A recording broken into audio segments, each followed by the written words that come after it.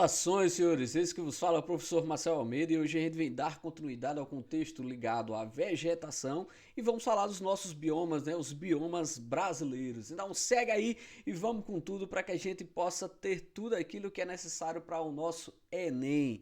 Então vamos embora aí, deixa eu passar o slide para a gente mostrar algumas fotografias, visto que a maioria dos concursos, provas de Enem e outros vestibulares trazem fotos, então se faz necessário você ter a fotografia em mente, na sua cabeça, para que você possa identificar de maneira correta a cobertura vegetal ou formações vegetais, né, assim você queira descrever. Tranquilo? Vamos para lá para esses biomas, sabendo que ele está ligado diretamente à condição de clima e solo, senhores. A gente já falou isso na primeira aula ligado à vegetação e só estou aqui repetindo essa parte. Então vamos lá, primeiro os biomas tropicais, que estão dentro dessa faixa aqui, essa faixa tropical que a gente tem, né, entre o Trópico de Câncer e o Trópico de Capricórnio. Nós temos a presença aí desses biomas e dentro do Brasil nós temos aí o principal, que é o bioma da floresta amazônica, né, que é também o chamado de floresta tropical equatorial, ou você pode encontrar floresta ombrófila, né, amiga da chuva, que a gente já falou na outra aula. Quando você perceber aí uma fotografia aérea com a característica desses meandros, né, das curvas dos rios, você está vendo aí a fotografia dentro dos biomas da Amazonas. O que é que a gente precisa lembrar, senhores? A gente precisa lembrar que existe a Amazonas internacional, porque o bioma da Amazonas não pertence tão somente ao Brasil, mas dentro do Brasil é levado o nome de Amazonas Legal, né? O Amazônia Legal, em que ele possui três outras características específicas, que é essa aqui, ó, é terra firme, mata de vase, mata de igapó. Aqui a gente está ligando diretamente à condição de água, por exemplo, terra firme é onde a vegetação está em um local que não é alagadiço. A mata de terra, a mata de várzea, né, é aquela que está em lugares em que há a presença em si da mata ciliar, né, então ela é de característica higrófila, em momentos ela está inundada. E a de Igapó, que está dentro dos igarapés, os rios que escorrem dentro do bioma do Amazonas, em que ela possui a característica hidrófila, então estão o tempo todo dentro da água, senhores. Então são esses três tipos de vegetação que nós temos dentro do contexto do Amazonas. E o que mais a gente precisa lembrar aí para o nosso Enem, senhores, o solo em si do Amazonas ele é muito pobre, senhores, em função do quantitativo de chuva. Porque ela acaba provocando um processo de lixiviação. Mas dada a quantidade de vegetação, ocorre o clímax, né, o equilíbrio em si, que é chamado de serrapilheira. O que é que significa isso? Toda a vegetação, todos os animais que acabam morrendo se decompõem dentro do solo, provocando a fertilidade dele. Então não é pelo solo que é fértil, mas pela condição de floresta e a condição de biodiversidade que existe dentro dele, que traz a condição de fertilidade daquele solo, né, em função dessa característica chamada de serrapilheira. Outra é que, por ser muito pobre, não é muito profundo e mesmo assim tem grandes quantidades de árvores, né, do extrato arbóreo, porque elas ficam empilhadas, né, e formam aquele dossel, que é a copa que tem em cima dessas árvores dentro da nossa floresta amazônica. Toda vez que o Enem vai cobrar, geralmente ele cobra dentro do princípio de degradação ambiental. Aí você vai lembrar que toda vez o contexto ligado é referenciado à biopirataria, né, e consequentemente prejuízos que traz à biodiversidade, as queimadas em função principalmente do avanço agrícola, né, o avanço das fronteiras agrícolas dentro do local, o desmatamento em função delas também da criação de pastagens, né, que são termos que sempre são lembrados, e o próprio garimpo ilegal dentro da região do Amazonas. Então acabam citando esses quatro pontos aí sensíveis dentro do bioma do Amazonas. Vamos seguir aí, senhores, para a gente ver mais. O próximo é a Mata Atlântica, quando você vê já aqui o Amazonas, essa fotografia de cima, mostrando o rio, para você identificar muito bem. Quando você vê essa fotografia horizontal, a gente tem aí o bioma da Mata Atlântica, mostrando toda essa vegetação complexa e densa, né? Complexa com todos os estratos e densa porque é de difícil acesso, da qual sofreu muito no seu processo dentro do Brasil em função da urbanização. A gente pode pegar, né, principalmente o processo histórico, essa proximidade das grandes cidades e, consequentemente, da densidade populacional no litoral do nosso Brasil, fez com que hoje nós tivéssemos apenas resquícios de Mata Atlântica, né? Porque temos o bioma mais degradado do Brasil. Então, toda vez que falar em degradação, vai se falar do processo histórico das nossas cidades e o processo de urbanização que ocorre em função dessas cidades, acaba retirando, né, destruindo a nossa Mata Atlântica. Senhores, eu chamo a atenção aí, porque muitas das vezes no Enem faz a conexão da Mata Atlântica junto com a Restinga e os mangues, mas você pode vê-las diferentes, né? O Restingas e mangues separados da Mata Atlântica ou dentro dela, né? Porque já que está na parte litorânea, depois da Mata Atlântica viria a Restinga, que é aquela vegetação que tem a capacidade de sustentar, né, de fixar a duna, e depois os mangues, que a gente vai vê-la aqui em separado, certo? Nosso próximo aí, senhores, é o nosso cerrado, né? O cerrado em si, a gente tem uma vegetação que ela vai modificando, apesar de ser espaçada, a gente tem cerrados, cerradões, campos limpos, campos sujos, que vai em função do quantitativo de água, né? Quanto mais água, mais essa vegetação é mais densa, quanto menos água, menos densa, mas com a vegetação de característica arbustiva e herbácea, né? Sem grandes elevações de estratificação de árvore. O que é que a gente tem então, senhores?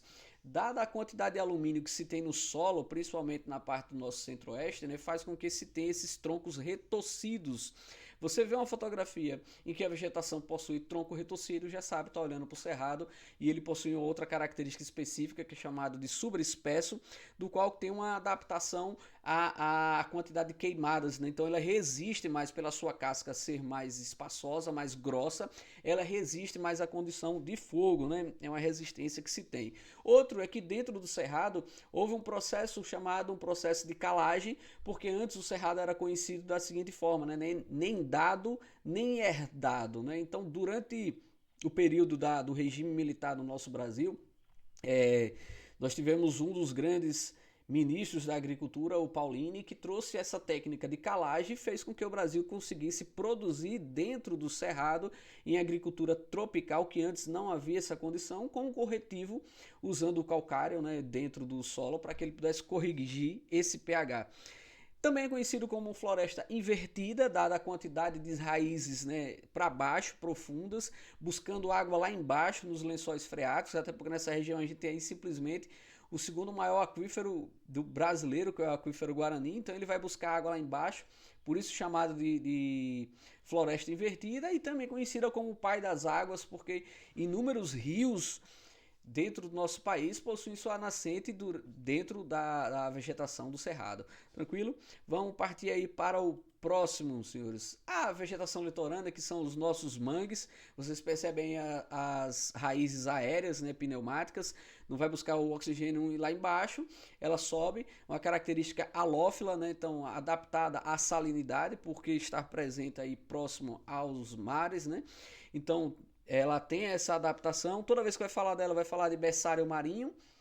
Essa é a denominação que se coloca a respeito dos mangues. E toda a degradação vai se falar a respeito da urbanização, seus efluentes, né, os esgotos que algumas vezes são depositados aí, e também pela especulação imobiliária que acabam aterrando, né, retirando os mangues. A gente faz um adendo aí que eles possuem a capacidade de sustentar a ressaca dos mares, né, a ressaca do mar em si, não fazendo com que ele vá das cidades, e aí alguns lugares, quando retirado, né, sofreram com esse processo, certo? Então vamos partir aí para o próximo, complexo do Pantanal, senhores. Aí nós temos uma característica da vegetação hidrófila e higrófila, porque a gente está falando de uma vegetação de pântano em si, em que toda vez que vai citar ela, vai fazer alusão principalmente a característica ligada à agricultura, né, o avanço da agricultura dentro do nosso centro-oeste, a caça e a pesca de maneira predatória, a hidrovia, né, Paraná-Tietê, se fala muito dela também dentro desse processo, e as rodovias que tiveram que ser construídas na proximidade das áreas em função da necessidade do escoamento do produto que foi do produto da agropecuária, né, para os portos dentro do nosso Brasil. E lógico, também é citado muito o desmatamento dentro do nosso Pantanal. Qual outra aí que nós temos, senhores? Vamos agora para os biomas que são ligados ao clima temperado, que está dentro dessa faixa mediana, né? E aí dentro deles nós temos a Mata das Araucárias. Toda vez que você vê essa planta assim, essa árvore aqui, a araucária, você já sabe do que é que está falando. Como ela está abaixo do nosso trópico de Capricórnio, é considerado subtropical, então possui uma característica desse bioma temperado que nós temos. Toda vez que for citar a respeito das araucárias, ele vai citar principalmente ligado à agricultura dentro da localidade, né, que acaba desmatando e muito essa área, assim como também a extração de madeira ligada ao papel. Então são esses dois aspectos que são lembrados para o nosso Enem, né? A próxima aí, senhores, são os nossos pampas planaltinos ou pampas gaúchos ou campo gaúcho. Quando a gente é a mesma característica das pradarias e estepes, a diferença é que a pradaria é na América do Norte, enquanto os estepes é denominação dentro da Europa. Aqui a gente tem os pampas gaúchos, que tem essa característica muito de planificada, na qual vai sempre ser lembrado em função da vacaria, né, que é a quantidade de criação de gados para corte e para leite dentro da região. A agricultura que também é desenvolvida, principalmente com a produção de cereais, no caso da soja, por exemplo, e a silvicultura, né, que é a plantação principalmente de eucalipto, né? Então, dentro dessa área sempre é citado esses fatores. As próximas aí, senhores, para a gente finalizar, está dentro do bioma árido e semiárido, né? A primeira aí, a gente está vendo só, é a Mata dos Cocais, é conhecido como uma vegetação de transição, né, como o nosso agreste, que ela possui característica da que estava e aqui vai vir, né? Aqui veio é que está por vir. Então ela possui essa característica de agreste. Toda vez que for citar nessa zona de transição e de vegetação, vai se falar sobre a carnaúba e o babaçu, né? A utilização dela comercial. Então vai falar muito das mulheres que trabalham com a carnaúba e com o babaçu. E também da Matopiba, né? Que é Maranhão, Tocantins, Piauí e Bahia, com um avanço agrícola dentro dessa região significativa, o que toda vez que a gente for citar no que tange a agricultura, você vai lembrar o poder que ele tem, tanto de crescimento econômico, como o nosso Brasil, mas também, infelizmente, de degradação ambiental, né? A gente precisa buscar sustentabilidade em todas as nossas práticas, né? E a nossa famosa caatinga, né, com característica 100% brasileiro, o xerofismo presente, então a vegetação adaptada à aridez, né, adaptada às condições mais difíceis no que tange a precipitação, a chuva em si, raízes superficiais para que no período de chuva, esses 3 meses que geralmente tem, mas com pouca incidência de chuva, ela consiga captar a água antes que ela evapore, porque a gente está falando de um solo raso, um solo pedregoso, que não tem essa quantidade de chuva para se tornar ele profundo, e a característica aí de uma vegetação com com a presença de espinhos, né? O que é que a gente tem mais aí, senhores? Toda vez que eu falar em degradação ambiental ligada à nossa caatinga, vai se falar a respeito do processo de desertificação, que é um fenômeno exclusivamente antrópico, né? Que é a retirada de todos os nutrientes, retirada dos recursos naturais presentes dentro do ambiente, transformando uma característica de deserto, né? Tanto que desde o ano passado a gente tem a presença de um clima árido dentro do nosso Brasil, né? Era semiárido e algumas partes dentro da nossa caatinga se tornou árido. Então, a característica não mais de semideserto, mas deserto também em função da condição ligada à desertificação, senhores. Tranquilo, aí estão os biomas brasileiros. Completamos a aula de vegetação. Espero que tenham gostado e que sirva para o seu Enem. Vamos junto nesse projeto. Só apoia o canal, faça sua inscrição, compartilha, comenta, faz tudo que é possível aí, senhores. Um abraço, até a próxima. Valeu!